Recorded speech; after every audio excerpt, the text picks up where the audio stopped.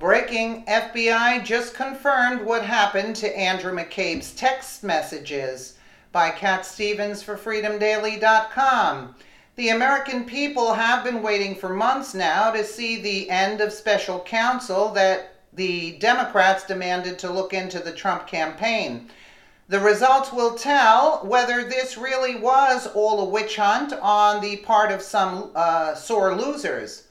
Everyone thinks they know how the investigation will end, but so far the dirt that has been found has pretty much all pointed to the people who called for the special investigation.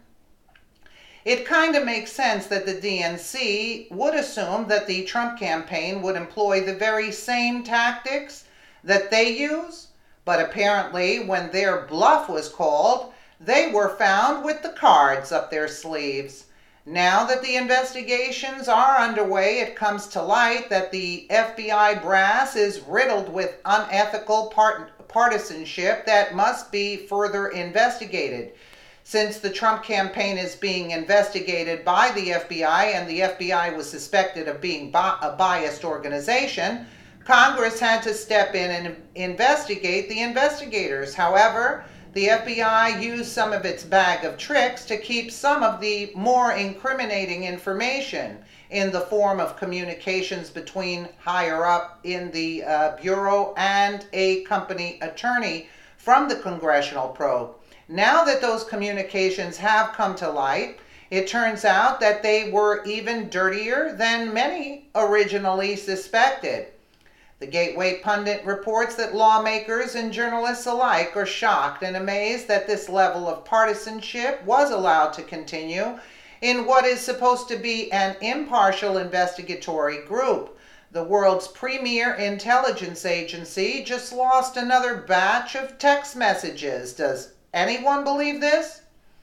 Judicial Watch President Tom Fitton joined Judge Jeanine Pirro on her Fox News program Saturday night.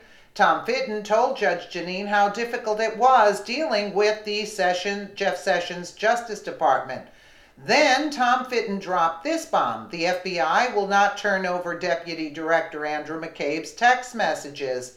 Andrew McCabe was famously mentioned in a Peter Strzok, Lisa Page text message discussing an insurance policy against a Donald Trump presidency. Now this: the FBI told Judicial Watch that they can't find McCabe's text messages. Tom Fitton, we sued back in September for the text messages of the number 2 of the FBI, Andrew McCabe, and they just told us this week they gave us everything they're going to give us, and not one text message was turned over. They lost all of Andrew McCabe's text messages. I don't believe it. There's still gamemanship going on. The question now becomes, what does this mean for those on Capitol Hill? If this is deemed to be proof positive that the FBI helped the DNC or anyone else spy on the president, or that they helped the Hillary campaign in some other way, will that finally be enough for some people to be put behind bars for what they've been promising to put the Trump campaign members behind bars for if they were guilty of?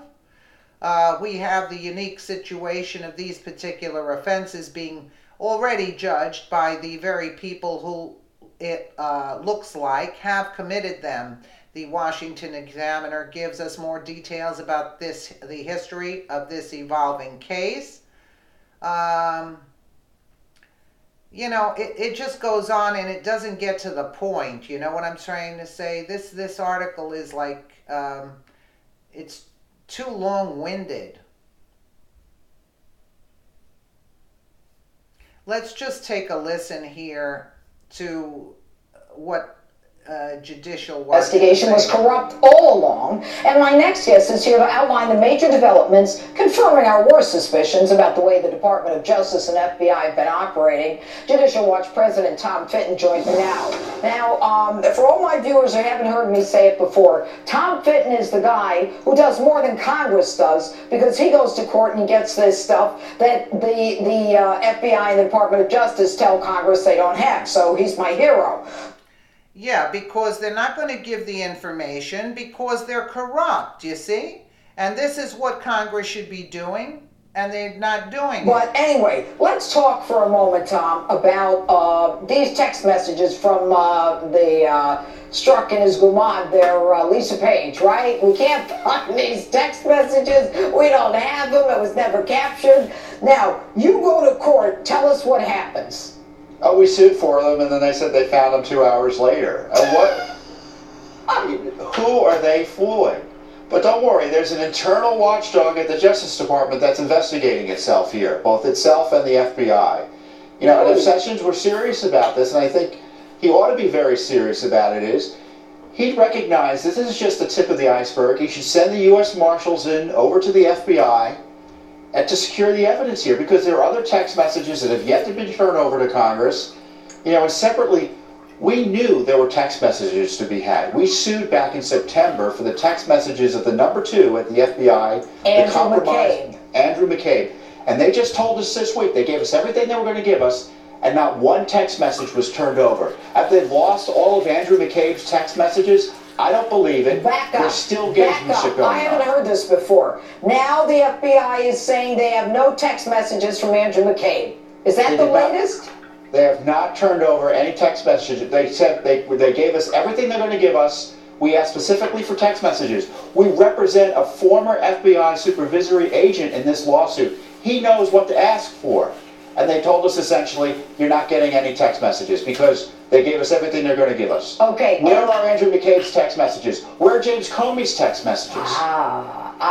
All right, let's talk about McCabe. McCabe's the one who got the Clinton Foundation money from McAuliffe, the governor of Virginia, for his wife, sends his resume over there in violation of the Hatch Act. There are at least 3-4 investigations, as I recall. And the guy's still working. Tom, is there anything you can do to stop the American taxpayers from paying these people? You want the marshals over there. I want them taken out in cuffs. Well, what is Director Wray doing? He's defending Andrew McCabe. He's protecting Strzok. He's protecting Lisa Page. In the ordinary course, those 3 individuals would be removed from FBI headquarters in the least. So there's a real problem with the leadership of the FBI. Either Wray is oblivious or complicit. Either way, we need strong action and pressure on the FBI to clean out its ranks at the leadership level that has allowed this, for instance, this scam to go on, obstructing Congress, obstructing the courts and the text message issue, and maybe obstructing justice in terms of withholding and trying to hide these text messages and other documents. Remember, it's this Justice Department that fought tooth and nail in terms of turning over this dossier information, which by all accounts shows that they lied to the courts. Jeff Sessions has got to take stronger action here. And if Rod Rosenstein isn't going to do it, they should find someone who will. If Mr. Sessions has to recuse himself from the Russia investigation. Rosenstein's responsible for this. He runs the operations of the Justice Department day to day. The FBI reports to him in the ordinary course. There's got to be accountability. We've got to start calling these individuals out directly. I don't know what else we can do. I really don't. But I got to tell you, I couldn't agree with you more. That place is dirty, and that's because it's in the headquarters. The field offices are good. Sure. But when they take these major cases to headquarters and they play politics. Tom Fitton, thanks so much for being with us. Absolutely. And they're all going down now since we found out. The FBI evident bias. Yeah, we know that they're biased and the text messages were found. And look, they're going down now. That's basically what's going to happen. But high-ranking lawmakers disagree with Schumer. Wait, let's get to that part. Republican members of this body, I am ashamed to say, have picked up on casual texts sent between FBI agents to peddle the nonsense. There is a secret society at the Department of Justice without a shred of evidence, Schumer said Thursday. Yeah, right. What began as an attempt to discredit the investigator has now devolved into delusional self-serving paranoia. Yeah, right, Schumer.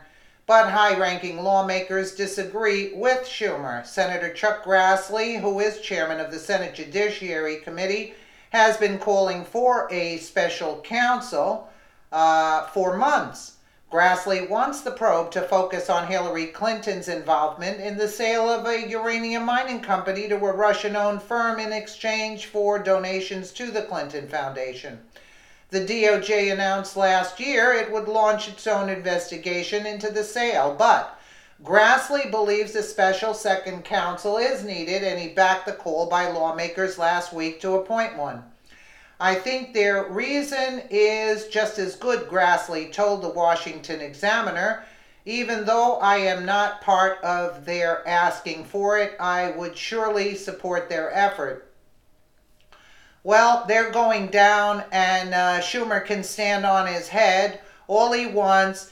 Clinton is probably going to take a plane out if she doesn't have a monitor on her, because they're all going down now, and that's basically the bottom line. And if it wasn't for Tom Fitton suing for those text messages, I don't think anything would have been done. Just like Janine Pirro was saying. Like, what, are you kidding me? Like, they're not doing anything to get these things, and you have to sue them to get these this information? I mean, it's just sickening. But lo and behold, progress is being made. Wait till the FISA memo is going to be released. Let me know what you guys think in the comments below. And again, thank you so much for watching.